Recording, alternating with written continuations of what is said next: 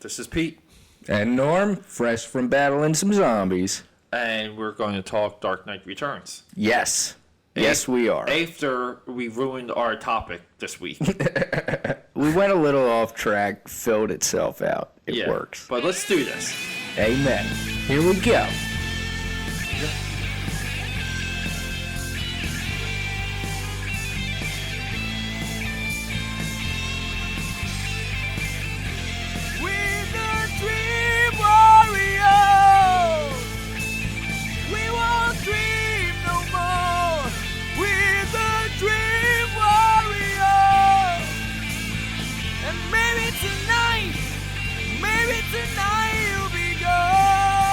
We're back.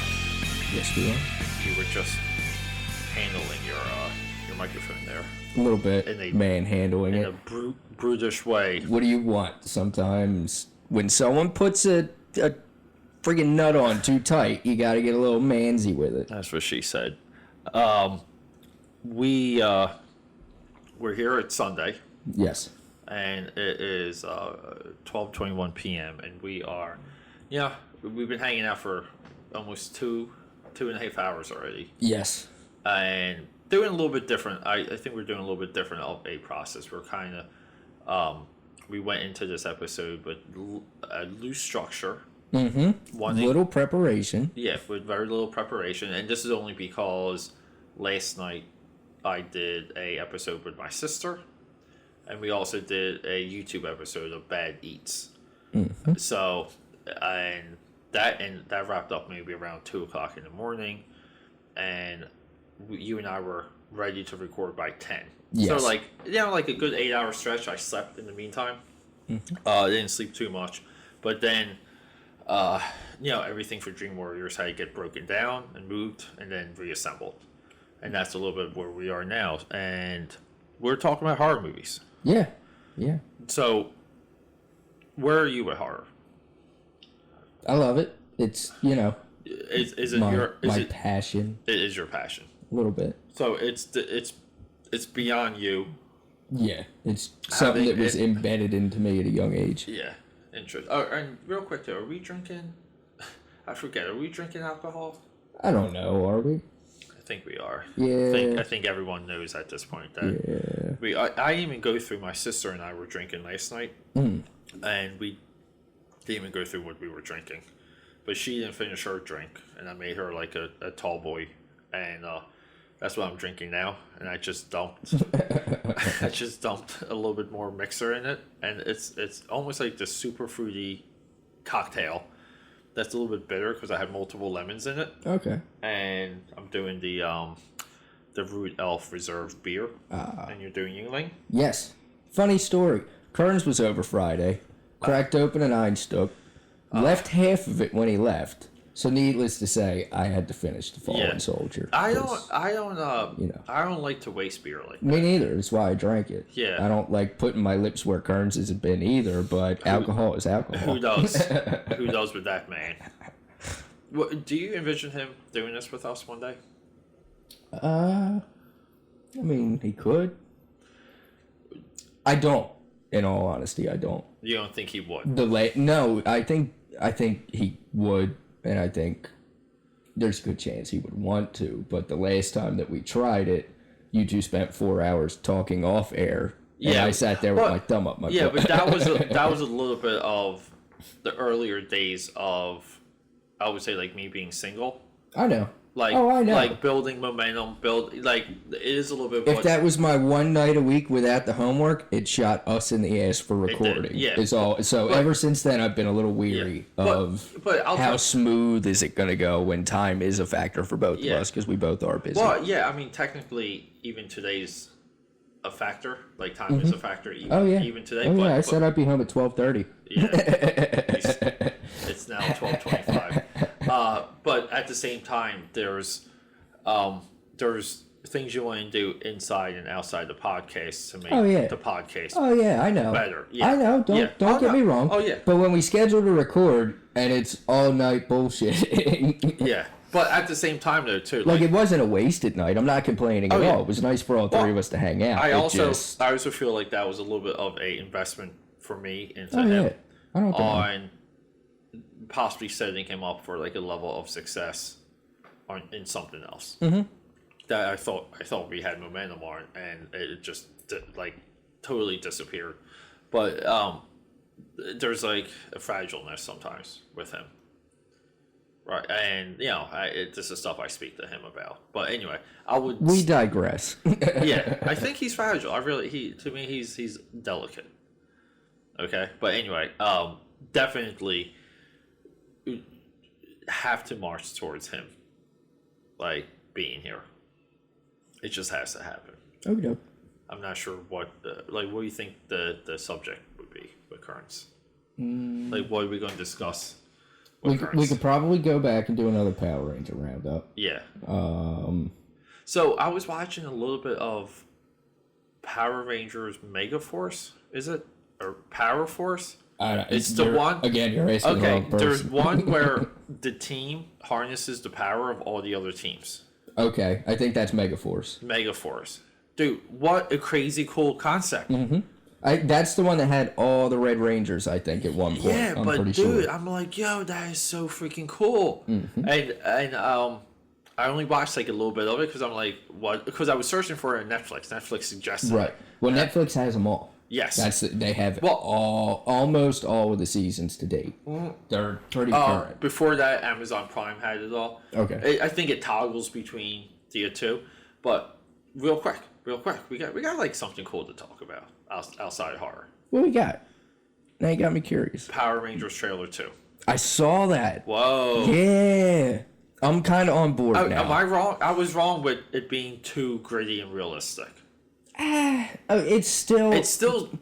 I hate that they can do shit out of their costumes. Yeah. Like when they're doing the jump, like, oh, you can do it. Like, yeah. It's too Chronicle at that point. Like, dude, I just think this is different, and just who the hell cares? I only had one problem with that second trailer. I don't remember what it is now, so I'm gonna say it's not a major problem. I know what it is. Goldar. No. Goldar. No, Goldar. That didn't. It's Goldar. That didn't bother me as much. I'm surprised. Wait, how does Goldar not bother you? You're so... No, it bothers me, but like the fight between them kind of had me won over. No, it's not goddamn Goldar. You shut up. I gotta rewatch the trailer now. You're gonna wake up with like me dressed as Goldar over your bed. I wish you friggin' would. And if it's accurate enough, we'll do a cosplay picture. Please do it. And you're gonna say exactly what they said in that trailer. Oh, that's a lot of gold. Like, he's too busy for this, but how did he put this together? No, you gotta be the goddamn dog if you're doing it. Oh, yeah. No, trailer, huge success. Yeah. No, it definitely got me. And it seemed fun and a little funny and self-aware. Alpha 5 came off as okay. I don't know what trailer I saw, but I didn't catch Alpha. Oh, that's what pissed me off. I hate that, not Alpha 5. Or Zordon. Zordon. I hate that they're doing that, like, the wall of that 80s, you put your hand in, and it's so, like, why? But, okay, I think it's too, like, spaceship-y technology in the way that, like, when you're talking about, and the cities build and collapse, Here's a little bit of, and I don't know, because we don't know. Right. But it seems there's a piece of the look of that movie that is a nod to retro. There seems to be a little bit of that. Now, I don't know if they did enough, but Zordon definitely, him being a focal point, and it's still to the point of, like, how do we update something? How do we make it interesting? How do we not do something that people can buy for $10 like how do we be a $10 Netflix subscription and fill the need for this content? Because when people don't like Power Rangers or when they love it, they can just go to Netflix and watch it for $10 a month. Right. So we have to do a movie, and it's got to be different just enough, or totally different in areas, and hopefully that's enough to keep it going. The chess pieces still bother me. I don't like that they're glowing blue. The helmets look good, though. Like, seeing the close-ups of the helmets in the... I think... I'll tell you one thing. The one real big standout was that we see the unassembled Megazord. We see the Zords right, function and be deadly individually. And I like the progression of Rita, where she goes from like hot Elizabeth Banks to like more alien and nasty, as it seems like she gets madder. Because at one point in that trailer, her hair's all undone, it's looking kinky and wily, and her face is more alien than anything. I really, I do feel that they have a direction for that movie, and regardless, they're going to go with it. All right, question for you. All right, the first one comes out, it makes its money, because rarely today do movies not make their money back because of inflation prices. Well, it's not just with that too. I think sometimes people skew success, and they are so animate on labeling failure. And this is a little bit of our Wonder Woman discussion that I feel like, on the branding sense, there's more at stake for Wonder Woman to help other movies succeed. Right. Well, that one's sharing a universe as opposed to Power Rangers that could... Despite a box office, but... Posing my question to you. Yeah. Do you think we will get a Mighty Morphin trilogy? Or do you think the sequel could go the route of going right to Zeo, and maybe these new movies focus on one movie per Super Sentai? Or do you think we'll kind of get arcs with these Rangers? If it's a success. I'll tell you what I think will happen. Or what could happen. I'll say what could happen. Okay. And I think this is a little bit of the audience growing up now, accepting different roles or different players in major roles. Meaning they've accepted multiple Supermen, multiple Batman. They've accepted, even like within the X-Men movies, Xavier and Magneto. Like, they're prone to role shifts. They're prone to accepting different threads, okay? Different versions, like dimensions. They know, I think the audience today is smart enough and aware enough to know when something is different and not everything is connected. We need to talk about the new Logan trailer. Yeah, well, no, that's on my list. That's okay, cool. Okay, so here's what I would like to see happen. We get Power Rangers 2. Okay. Then we get a Zeo movie. Okay. Okay, and then maybe Zeo gets a second movie, or we have a Mystic Force, Jungle Force, SPD. We're jumping way ahead there. Yeah, right. Like to but where there's Turbo. There's exactly Ninja Storm. Yeah, and no one's going to be confused. Right. I think the audience is ready for that. Where before, that everything would have to be structured, lined up in a neat box. And I think the Spider-Man movies, the Spider-Man character and the frequency of the reboots, redefinitions, separate franchise threads, whatever. People are just, they're fine with it. Well, X-Men's another major player not getting back to Logan, especially after the news that just hit from the director. What's the X-Men news?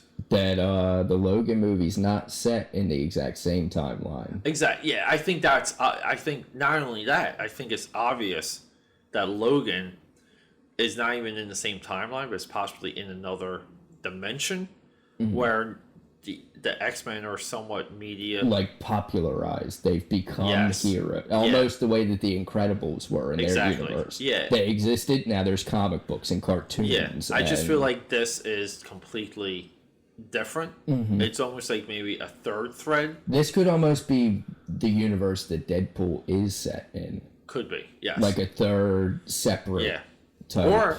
But it's like, but that's what I mean, and these are comic book concepts. Did you see the pictures of Pierce Brosnan with Hugh Jackman and Ryan Reynolds? Should we think? I think he would be a good Cable. I think on a side note. I think he's good in whatever movie he's in. Definitely. Now, does he have to be Cable? No. He could be the villain. He could be the new Logan. Could he for be all we know. Sinister? Maybe. Right. Maybe because he kind of fits Sinister's facial shape, facial structure. Yeah. The flat topped head and the high cheekbones, the chin, and the strong, good skin. Yep. So, but this is, and believe it or not, okay. Everybody wants to knock Fox. They don't know what they're doing with the X-Men movies. This and that. The work that Fox has done to educate the audience on different threads within a still connected continuity. Big, geek concepts Yeah. that have never been explored outside of Star Trek. Right. Now we have maybe the 90s animated, because they went big. They went panel for panel. But that's a part of that too, though. Like, we're talking about kids now. Kids grow up, kids start making movies. Right. Kids are educated in a certain way. Now you have an audience come up being educated by the kids. Like, now it's a chain. Right. Fox, like, you almost want to say thank you, because it does set up this primer. No, I stand by without the X-Men, despite Blade being there first and really doing some good work. That would have just been another Underworld, in my opinion. The X-Men showed them that superheroes, especially a team of them, these weird outlandish characters with these abnormally strange, over-the-top powers, can carry a goddamn movie on their own. Yeah. And it can be successful. It's the... and to me, it lends itself to... They literally went one page away from actually giving them their 90s colorful spandex. Like, they even make the nod to it in the first one. Like, oh, what'd you want? Yellow spandex? Like, yeah. But that's where... That was a little bit of the turn of these... Of bringing them to the real world. Well, yeah, and they were self-aware of some of the ridiculousness, which still... I think that's something that's in all the Marvel movies. Okay? You know, like, to where... like... Tony Stark and Robert Downey Jr. at the end of Iron Man, they tried to give him the explanation of the comic, which is that Iron Man is a bodyguard for Tony Stark, and then it's being self-aware enough to be like, this is the stupidest thing we've ever heard. Now, despite if you already accept a stupid idea of the origin of, like, if we got you this far, we're happy. Right. We can't maybe take you any further. Now, I do think there is a savviness. There's savviness. I don't know how you pluralize that, but this audience is savvy enough to understand these broad, deep, complex ideas that made comic books resonate for a long time for people, and now we're seeing it. And will we see this in something like the Marvel Cinematic Universe? Well, we talked about DC doing it. I think DC should do it, like, soon. Introduce. I feel a reboot. Introduce the multiverse. Like, I literally would. Did you see who's up for Green Lantern? I saw 6 guys. Right. Can we talk about the main one? Who is the main one for you? For me, it's Ryan Reynolds. Because, all right, just hear me out on this. Just hear me out. Not Gosling? No, not Gosling. Ryan Reynolds. Gosling's the best. He got screwed with Deadpool. He came back and made this great Deadpool movie. He got screwed with Green Lantern to where he rips it apart, says he'll never do it again. He makes all these jokes in Deadpool. I would love for them to give him another shot to get it right. Despite him saying the only costume he'll ever wear again is Deadpool's. Like, for them to do, it would just be so justifying for that crap that we got fed before. You have to say things, you have to have a position. Right. People forget. Like, you know what the amazing thing, and I think some of this comes with the way things are right now. Okay? You can be a human being. Right. And everyone is. Right. I'm pretty sure. Ow. That hurt. I pinched myself. I must be human. You don't want to know where Norm pinched himself. Hey, you don't put my personal out there. I don't know why you're not wearing any clothing right now. It's friggin' hot in here. Turn the heat down. What do you want? It's getting hot in here, so hot. This is how I get your clothes off. Yeah, I know. You set it to friggin' 80 up here. Yeah. God almighty. Okay. We're all human. Okay? You don't know what tomorrow's going to happen. You don't know what is happening. Like, literally, people... Okay. And then you have these high horse people. Right. That make a position as if, like, you're supposed to know. You're supposed to know. And you can never change your mind. Right. Right. So we see this a lot in the 24-hour news cycle, especially with movies. And if we're talking horror, I think the horror community is a huge advocate of this in a harmful way. Meaning that there's so much bad news reported about horror movies. Right. Before By My Man even came out, which was one I was pumped for, I was saying could be the next Freddy, I had already read 4 bad reviews for it from advanced critics. Exactly. I still want to see it. Same here. But it was torn apart like before, like 2 days before the movie actually hit to the public. Okay. Like calling it the worst movie of the year by far. Yeah. And it's whoa. And so I think a little bit of this goes right into like Reynolds saying what you just said. Mm-hmm. And that's where like you don't know until you know. Right. Okay. Now, would it be amazing? 100%. Mm-hmm. Would it be their best move? I believe yes. Okay. Is it the less riskier I don't think move? it's the best move. I think potentially tying it to that last one is beyond dangerous for them. Well, I'll tell you one thing though. To me, the best move that they could make, because I saw his name was up for it, is probably Bradley Cooper. And it shouldn't be a major conflict with Marvel. He was up for the first one. I know. The only other person that would really kind of get me pumped, and I'd never say this before I watched The Martian, because I've never been the major fan, is Matt Damon. And I'm not a big fan of it, but he's got the look. Why can't we give it to someone else? Do you know who I would like to see as Green Lantern? Who? Which Green Lantern? Are we talking Hal Jordan? Let's talk Hal. Okay. He's the only one. Okay. Fair enough. All right. You don't have to sell me. Other people you do. Yeah. But for me, it's only Hal. And you know what? I'll say, anyone listening, if you don't know, shame on you. No. Find out. Well, I know people that are big Kyle Rayner fans. Like, big, swear by it. You know what it is? I would love it if they stuck to their guns and he was still the guy. And they made him the guy. Because instead of panicking and bringing back Hal. Right. Okay? And not forgetting that some of these characters literally took decades to take on. Decades and decades. Meaning that Wolverine was like, hey, but no, it took Wolverine into the 90s. It took the Punisher into the mid-90s. It took Ghost Rider into the... Like, you're like, holy... And Daredevil? Dude, Daredevil took maybe 40 years. I believe it. Who the hell cares? He's blind. To turn around, okay? What are you doing? Getting another beer? No. Oh, you're going to hit the men's room. Norm just got up and left. But we've also been drinking for a while. But no. So the point I'm getting at, and I don't even need Norm here to continue, is that a character like Daredevil got into relevance by Frank Miller, who in the mid-'80s did something to the character, did a hard crime take, a tragedy, like a very Shakespearean level take on the character, but sticking to like film noir, pulp type of storytelling.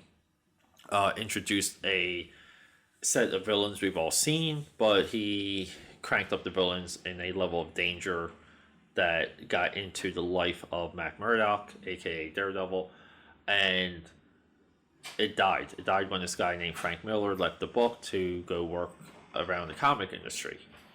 And Daredevil re-emerged as a significant character in the Marvel Knights comic book series with Kevin Smith, and it was drawn by Joe Quesada. That is where that character re-emerged into relevance and stayed relevant. So Daredevil essentially was created in the 60s, and we're talking into the 2000s, got into relevance. Thanks to Ben Affleck. Well, part of Ben Affleck. The Frank Miller run, again, had a long-standing influence, but once he left the book, it didn't, and now Daredevil's on the run, where you had Kevin Smith work on the book, Brian Michael Bendis, huge run, Ed Brubaker, huge run, and Mark Waid, very significant run. All big swingers. Okay. And now it took about 40 years for that character to get as many good storylines as Batman the Dark Knight. Oh yeah, well Batman's untouchable. Right. I didn't start reading graphic novels until late teens, early 20s. Yeah. I bought a few. Watchmen was the first one. That one really started the madness. You insisted that I read it before I saw the movie, which I did. Well, no, you did not. No, I did. I got to call BS on that. I read it. I remember you... All but the last chapter. I remember you getting the motion comic. No, but I read all but the last chapter before the motion comic. Norm forgets that Peter has a memory. The lady I was with watched the motion comic. I just didn't read the last chapter. That gets enhanced which I had since finished. You should not have me drink alcohol while we're doing this, because the memory... That's fine, call me out. No, I read I'm messing with you. I'm messing with you, but no. Because nothing trumps what they left out of the movie But one of my favorite parts they cut out of the movie. It's Silk Spectre and Night Owl sitting on the couch after she's left Manhattan. When he doesn't get hard? No. Well, that's a good one. I love that part. They're sitting... I think that's in the movie, though. No. Yeah, he does. He says, I'm sorry, when they're making out on the couch. Yeah.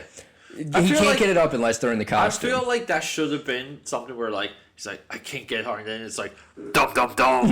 And it's just like this moment to focus on. It happens to all of us. But they're sitting on the couch, and Rorschach's going through the building, tearing the cops apart. Yes. And he's kicking them down and everything. And she says something, and he turns around and he's like, "Oh, damn it! I'm the one who bought him that, or I'm the one that built him that grappling gun." Like, it's always the finer, like, inner monologues and, like, side notes that are funny in the comics that always get cut. Yeah. And it drives me up the wall. Yeah, the one part, I understand why it's not in the movie. And I use this moment to explain to people why the comic should be read. Because, look, I never, maybe outside my sister has, like, mixed feelings on Watchmen. Very few people I know that have never read the comic, that kind of even know Watchmen was a comic book, that watched the Watchmen, that didn't have something to say and didn't act favorably towards Watchmen. Right. Okay? So that's the geek side out. And those are the conversations I relish more than the diehards, no offense. Right. Okay. Is the scene I explained that tells people, like, you just order this off of Amazon right now. Okay, I just sent a copy to someone. I was telling Norm earlier that I been a little bit of a bad boy at the 9 to 5, at the 9 to 5 office gig. A little bit of a bad boy this week, and as a apology, I sent someone a Watchmen hardback, because I know they are a fan of the comedian as a character, because the comedian has his crying line that it's all a joke.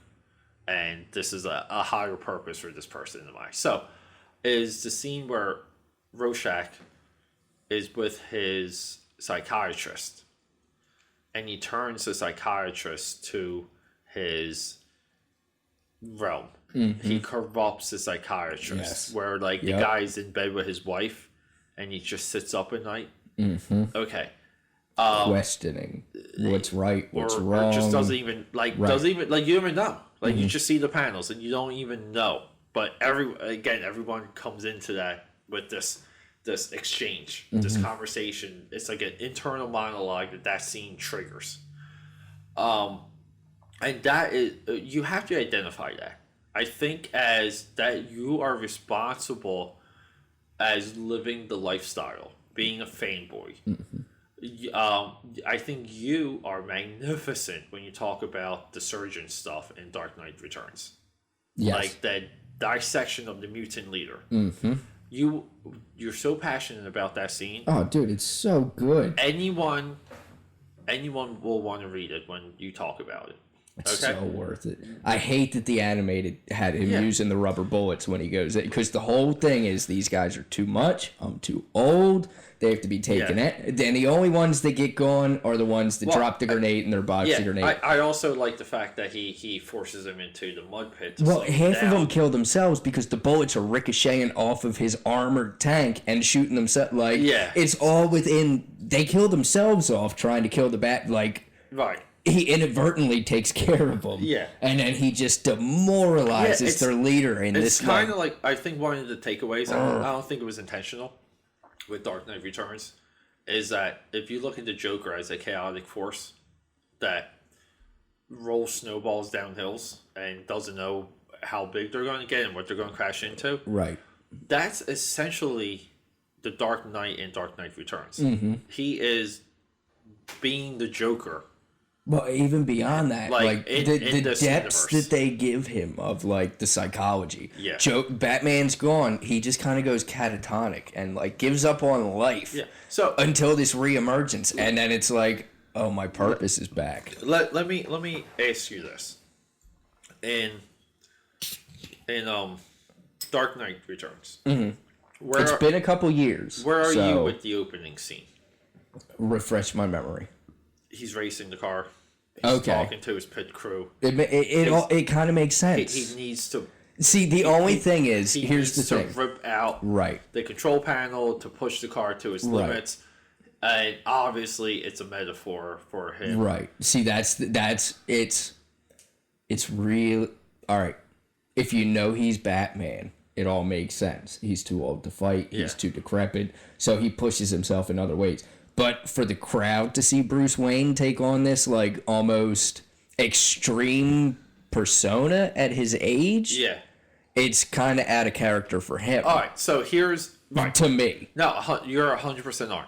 Like... Okay. So, like, Tony Stark has that at that young age. Like, he's driving the race. I'm racing for Stark. Screw you. But like for Bruce, he was always the socialite. He was I'm drinking apple juice. You think it's champagne. I'm always on, but I'm never. Right. And now all of a sudden, in his golden years, he's become an adrenaline junkie that needs this fight that he can't get anywhere else. It works against the Bruce Wayne persona. Exactly. But it fits Batman perfectly. So here's the thing.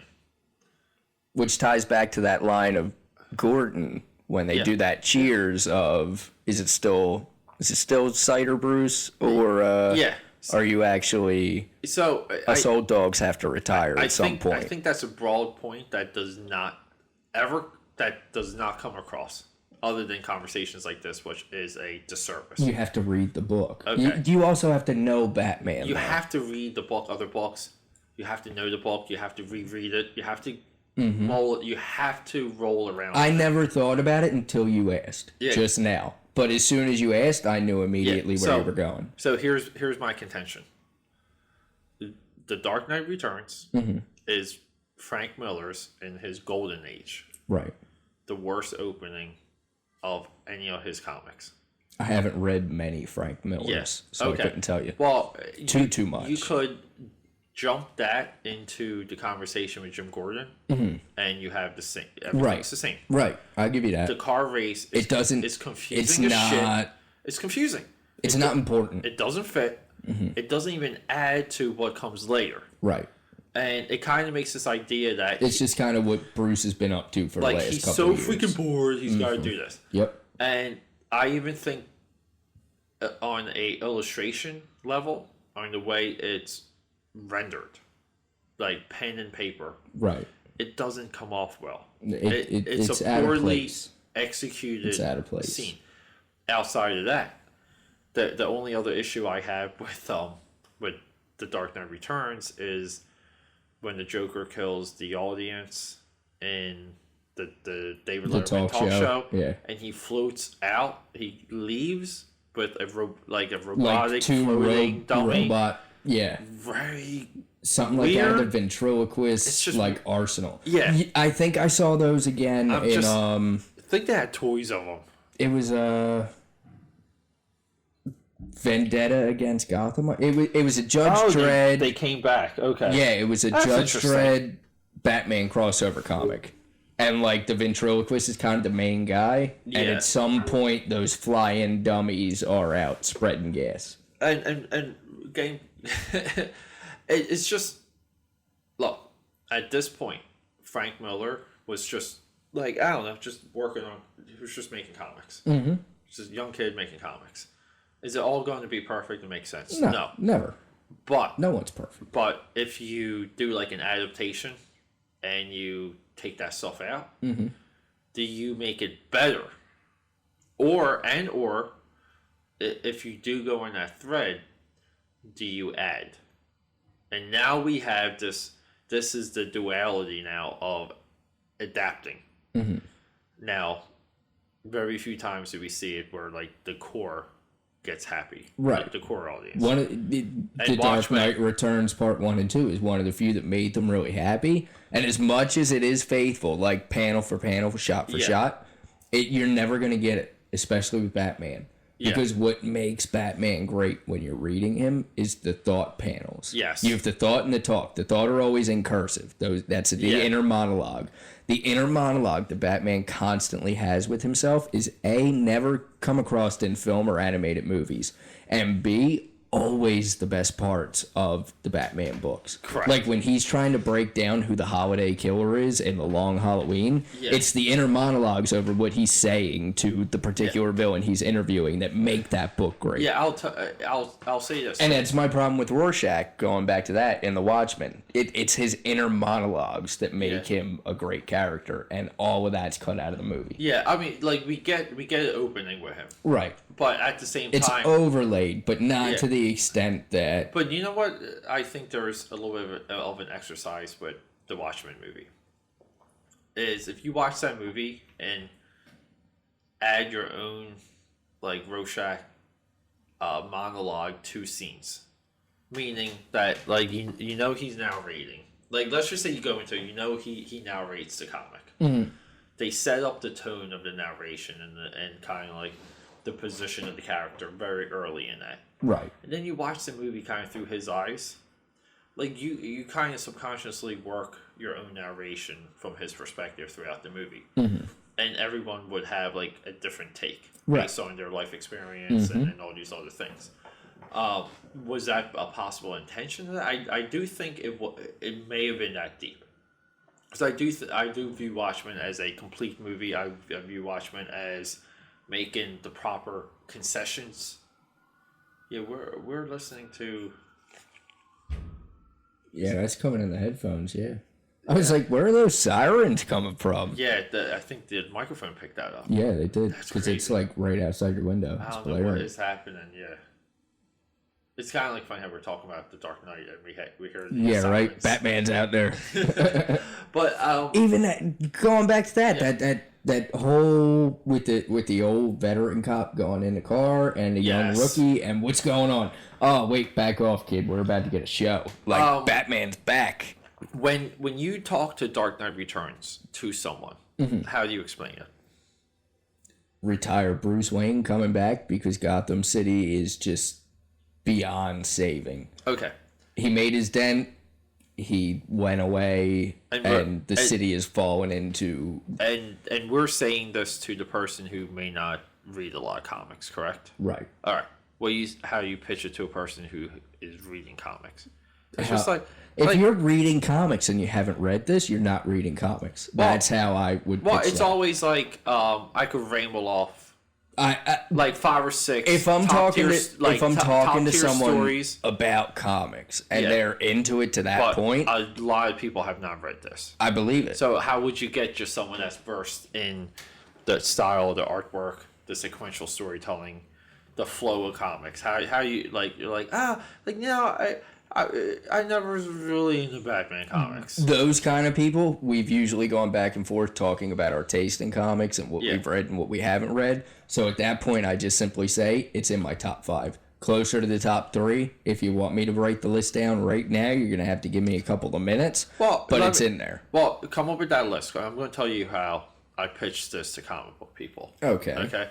Is I essentially tell them that imagine living your life not becoming who you want to become, and in your final moment, and like you have one more run left in you, in that final run you become what you knew you were the entire time. And that's essentially the Dark Knight Returns. And that's why it resonates, because it is at its core a life lesson. It's a life lesson of, it's Peter Pan. If Batman was a figment of imagination, like he would be Peter Pan in the DC universe. He's the boy that never grew up, right? That doesn't want to grow up, and the Dark Knight is him finding his Neverland. He finds his peace in that movie. Oh yeah, through brutality, through violence, through being alone, through self-reflection. It's amazing, and along the way, he still has strong allies, because at the end of the day, in his ridiculousness, a lot of these allies knew he was right the entire time. Okay, and that adds that's why the ending of Dark Knight is so significant, to where the march continues, the battle goes on. Now, at that point, many view it as a complete disaster. Now, I like Dark Knight Strikes Again on one notion, and I had this conversation with someone. I'm talking a conversation maybe like when that book came out. I'm talking, I don't even know what year it came out. Maybe 15 years ago. This person was trashing the art style that Frank Miller chose, the look of the book. A little bit of a high horse. I have issues with high horse stuff. I believe because it. I think it's bullies. You're just nitpicking. Stop the madness. I think, yeah, and look at it as a whole. It's a little bit of like when they asked Steve Rogers why he wants to fight Nazis, and he says he doesn't like bullies in Captain America. Like, that's maybe the best line in any Marvel movie because that's me. Yeah. Okay. I don't like bullies. Maybe because I was bullied. You know, but I learned to fight back, and this person was going high horse, ripping into the art style of The Dark Knight Strikes Again. And if you trace Miller's arc, he has 4 phases. He has the Marvel phase when he broke in, which was the Marvel bullpen style. Then he has Klaus Janson, who he collaborated with like on Daredevil. Style 2. Style 3 is what we saw emerge with Dark Knight Returns. Style 4, Sin City. Okay. And then we kind of go a little nutty. Okay? Now, he gets into this mixture of Sin City and where he kind of was at Dark Knight. Where it's form, it's loose, it's exaggerated. The fists are bigger. The necks are thinner. The broad of the shoulders shrinks in. Right. The feet are bigger. So, what do we have here? We have what's maybe a post-Image Comics era. We have an age of a de-escalation and exaggeration in the human form within comics. Dark Knight Strikes Again is almost a comment on this. I think his style is a comment on this. And I asked that person, I said, like, why do you think that happened? And they couldn't answer me. Because he draws fists wrong and he draws feet wrong. You have Frank Miller, certifiable genius, choosing to draw a certain way. Right. What's more important? To criticize it? Or is it more important to understand why he's drawing that way? And ask the questions to the guy that can draw anything. Anything. I gotta say. Why does he choose to draw this way right now for this story? And anytime I'm reading something like that, because Arkham Asylum's one that I want to read, but the watercolor abstractness of it, it's tough to look at. Exactly, but that's why I try and go into it thinking about the story. Like, I'm always gonna look at the artwork, but is the story worth reading about? So while some really bother me, like the Arkham, I will never close my mind off to it because of the way it looks. Yes. I'll always give it a fair shot based on the content. Okay, I'll say this. I'm going to say this. Okay. You got to go with it from 2 angles. Your angle, 100%. Actually, with your angle, go into that with everything. Right. I'm talking, if you're at TGI Fridays and eating an appetizer, go into it with that attitude. Right. Because you suck more out of life. Right. Attitude number 2, though. This is what people miss. Okay? It's a little bit of the intent. Right. People lose this. This is why people are obsessed with interviews and DVD commentaries and things like that. The intent is never explained. Right. Nor should it be. And sometimes you go in and you cross your eyes and you make things hazy. And then you see it. Right. Batman, the Arkham Asylum is that. Right.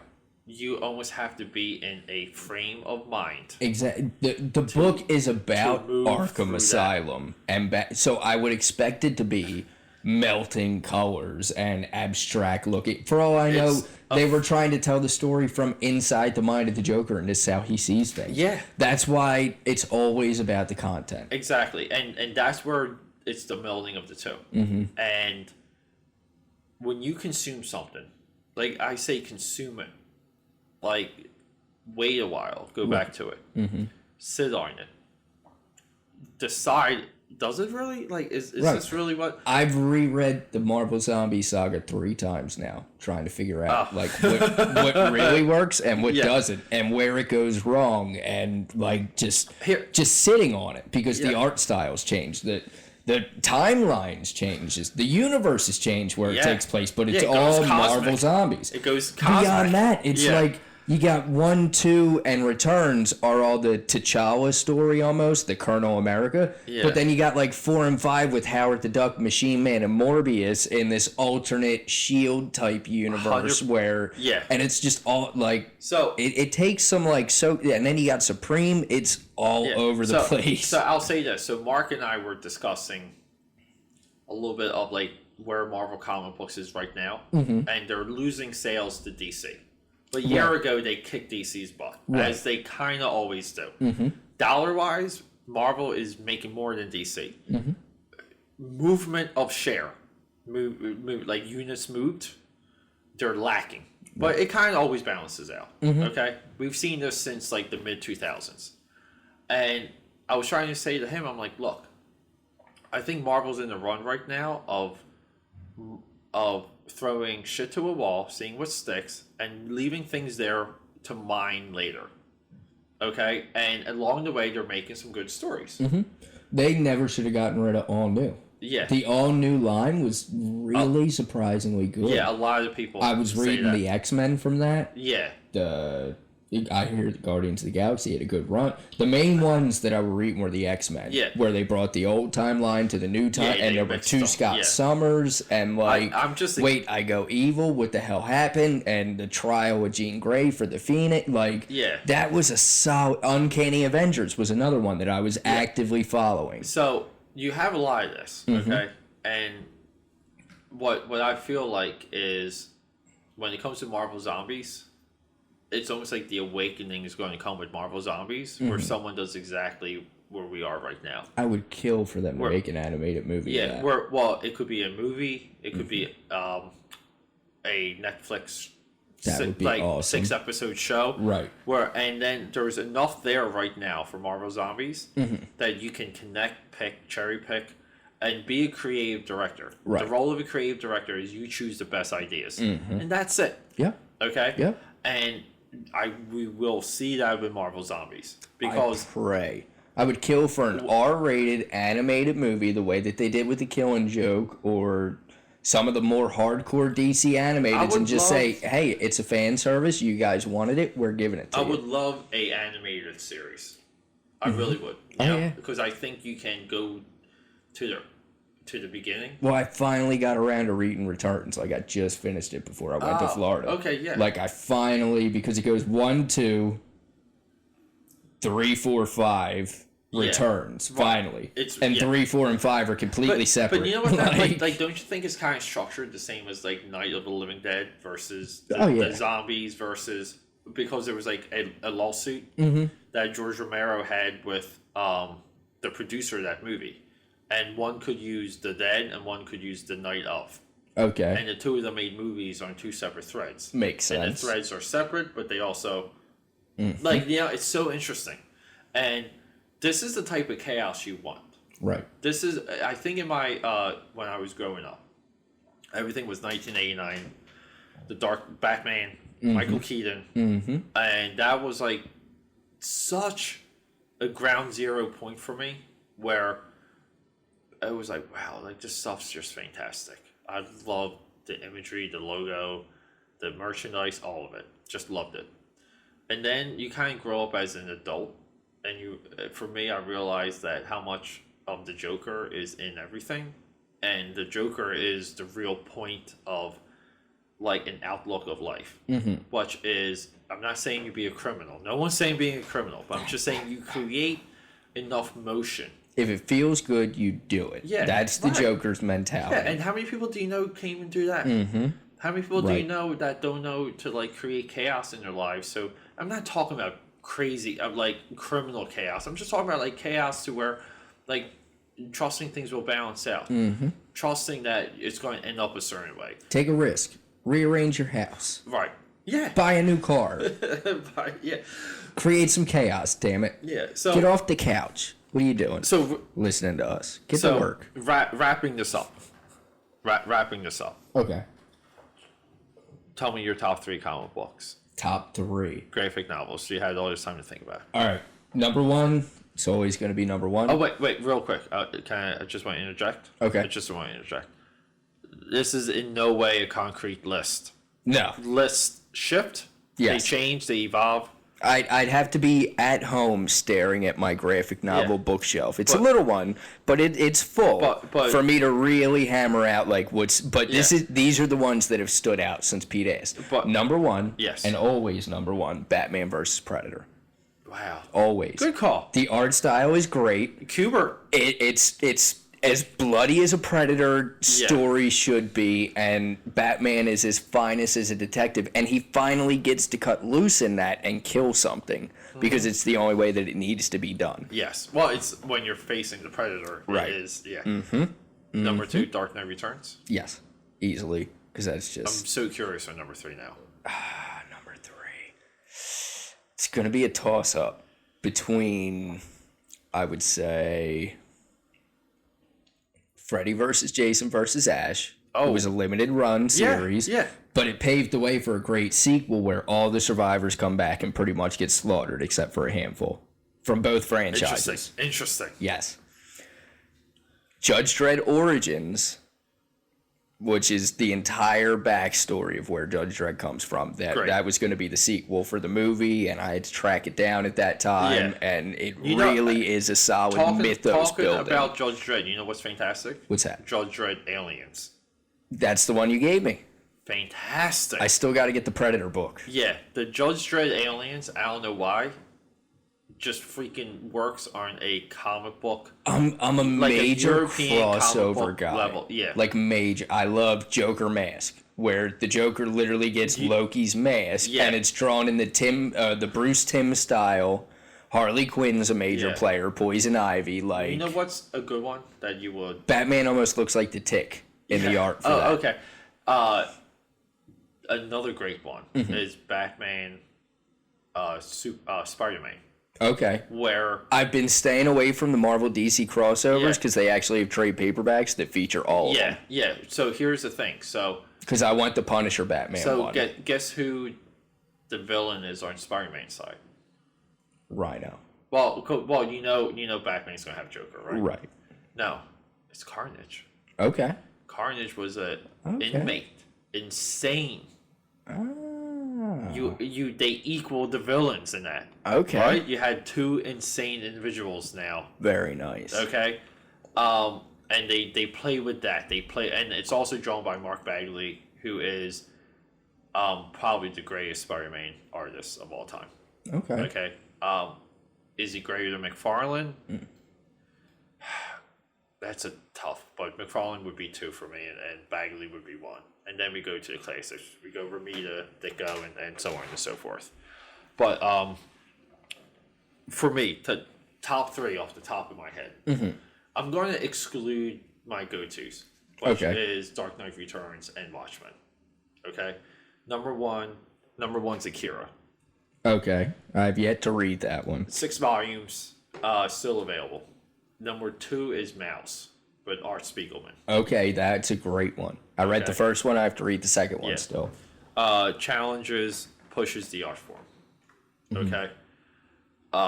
Number 3, just as a body, a collection, is the Dark Phoenix saga with the X-Men. And the reason why this is because there's never been, I think, outside of the Dark Knight, there's never been like a redefinition of a run of characters, like just in all, because X-Men is a lot. Right. We never really like seen it up until that point, and it's eloquent and artistic and violent and comic book all together, and it's still the best of this type of storytelling within comics. Right. And it deals with concepts that Hollywood is still struggling to portray. And that's so freaking cool to me. Like how do you get there? And to me, it's almost like a unicorn because of that. Like, how do we get to the Phoenix Saga in X-Men? Other than jumping right into it, period, which they could do at this point. But all right, like let's you got anything else to say? I got my last one. Oh. So it's a toss-up between three of them. Well, I thought you already did 3. No, I did 2.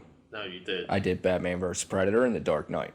Oh, and then I thought you said... And then you cut me off. Oh, I thought you said the Dread crossover. That's why I cut you off. Nah. Okay, what's the third one? All right. So I cut you off. You cut me off, Pete. It's okay. Norm, why are you knocking on my door at 2 o'clock in the morning? Because you cut me off, you bastard. I didn't get to finish my list. I was just listening. Heat up the mics. Yeah. We're it's go back time. Re-edit this now. All right, so it's a toss-up. Doctor Strange: The Dark Dimension has some great trippy artwork, which I love the colors they used in that, which is also a quick tie-in. Doctor Strange or Judge Dredd versus Mars Attacks. That IDW crossover has some of the greatest color work in it. I might have That's not a third. Get that, yeah. But it's up there. That's cool. Because the color work when Agent Anderson is doing her psychic blast on the Martians, they have this like rainbow bridge style outline throughout all the pages that like it totally pops. Nice. It's great. Side note.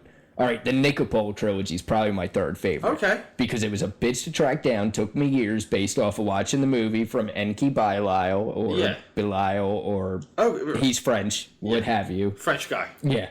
And Infinity Gauntlet, just because of seeing all the heroes slaughtered. I know that's just junk food reading. No, it's still the best. But going through like Thor getting his hammer thrown and losing his powers because it's in space, and then coming back but getting turned into glass and then smashed like a just love how he just shatters people. You know what? Here's the Cyclops gets a glass box around his head so he suffocates, and Spider-Man just gets his neck broke. Or no, he gets his head bashed in by Nebula. Right, straight up just bludgeon Glenn style. I love that. The best book. thing I love about those 6 issues, it's 1, 2, and 3. Right. And then Nebula gets it, and then it's 1, 2, and 3. Yeah. It's the same story twice. Just one's fucking it up and one's fixing it. Yeah, it's literally the same story twice. And the Celestials all like, it's just so. You know what it was too? That is if you want to learn everything you can about the Marvel Universe in one book. Well, I would say Marvel Cosmic. Fair enough, but it even goes into like Drax and Doctor Strange and Silver. It lines up the Marvel Cosmic perfectly. It's the perfect go-to for that. I would put Infinity Gauntlet definitely in my top. Did you see the pictures of Peter Dinklage with his new hair? Yeah, it's looking like he's going to be Pip over the dwarf. Either way, I'll be happy. Here's the thing. You don't know what the hell they're doing with the Marvel movies sometimes. It's true. And I don't care. Me neither. Like, knowing that he's involved. I'm going to take the ride. Yeah. Right. Mm-hmm. And what a funny place that they have us. Mm-hmm. It's so funny. I never thought this would ever happen. Oh, me neither. To where, like, you would just be accepting of things. I never thought something would come this close to rivaling the Star Wars universe for me. Yeah. But with how tied in and well thought out and well acted, it's a if I ever have kids, they're gonna have a hard decision to make. What toys they're getting. I'm gonna make a confession before we sign off. Okay. A couple of days ago, I just watched the post-credit sequence for Civil War. Mm-hmm. I didn't know there was a post-credit sequence for Civil War. Refresh my memory. When Peter Parker is at home on his bed. Okay. And he has a black eye, and Marissa Tomei, Aunt May, is like, "Oh, what happened?" And he's like, "I got into a fight with this guy was big," and he's talking about Giant Man. Mm-hmm. And then he fiddles with his web shooter, and I guess the Stark Spider-Man logo comes up. Right. With the menu system around it. And I didn't know that was there until recently. Okay. Someone posted it on Instagram, and I'm like, huh?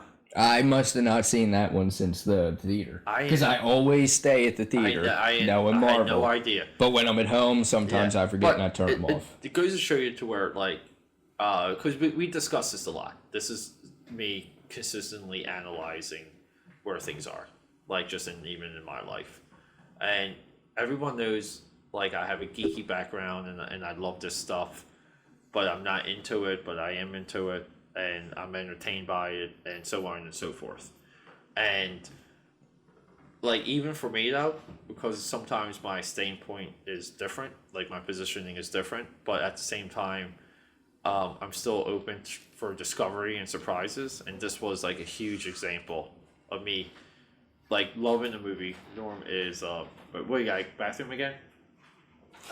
Norm doesn't want me to talk about it, but a little bit. He really had to go. Holy crap! He really had to go. But we're signing off, and also too we sat down to discuss horror movies, and we went into The Dark Knight Returns, and we were kind of digging around for a theme for this episode, just off of hashtags, marketing, thumbnails, that sort of thing. And I think we're going to record a new intro. We normally do the intros before we sit down and do our master track, which is what you're listening to. But we're essentially going to call this a Dark Knight episode, because I really think that's what this episode's about, and you really should. If you haven't read it, read it. If you don't like it, read it again. But real quick, I was just explaining that this episode is a Dark Knight episode. Okay. Dark Knight Returns episode. Yes. It was supposed to be horror, but yeah, I was just talking about that. This stack of Norm brought a stack of DVDs for me to go through with him. I did. This wasn't the list. It was more like inspiration for like just ideas and books. I have a question for you. Okay. Can you leave those? Yeah. Because I want to watch them before we sit down next. Okay. And then we're congruent on our horror. Yeah. I want to talk about those. I want to go through them all. Okay. Okay? Because I don't think I've seen a lot of that. Really? Yeah. I feel like I need to start you on a. I know it's weird, right? They're never like this, and if they're anywhere, I think it's the echo setting. I don't know if they're gonna hear this. I think this might just be us. I just love it that we're still talking about essentially Dark Knight, and we keep hearing sirens. It fits. It just fits. I have to go. Yeah. I just went. My city beckons me. We will, but anyway, I'll go through these. Okay. I need to get you a better Puppet Master though. That's like the last one they released. There's another one coming. I'll go through. I'll go through. That one's number 9. I'll go through what out I can. of 9. Okay. Number 9. But no. Maybe 11. There's a lot of Puppet Master out there. So we're going to say next episode might be more horror. Okay. Okay. That works. We always battle with how to promote the thumbnails and themes. We're still where we are, though. Yes. We still need like some of the central themes that people will be drawn to and care about, or even on the visual level with that thumbnail. We'll find that before then. But anyway, that's it. Let's just. This is one of our shorter episodes. This is only 1 hour. That sounds good to me. How's it feel? It feels. It's good. Yeah. Right in the nets. Hey. All right, that's it. Signing off. We're done. Peace out, homie. There you go.